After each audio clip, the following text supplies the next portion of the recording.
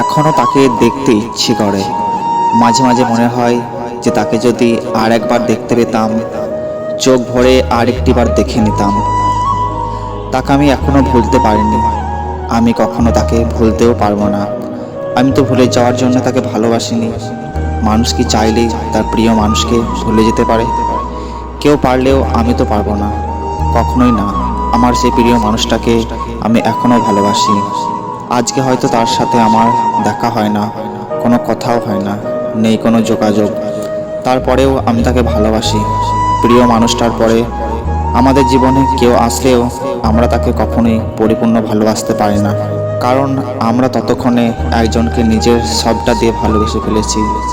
হ্যাঁ, হয়তো আমাদের জীবনে থেকেও থাকবে না, অন্য একটা মানুষকে নিয়ে হয়তো জীবন চালাতে থাকবো, কিন্তু একটা সময় সেই মানুষটাকে যেমন ভালোবেসেছিলাম, সেই ভালোবাসা আর কখনো কারোর জন্যই তৈরি হবে না।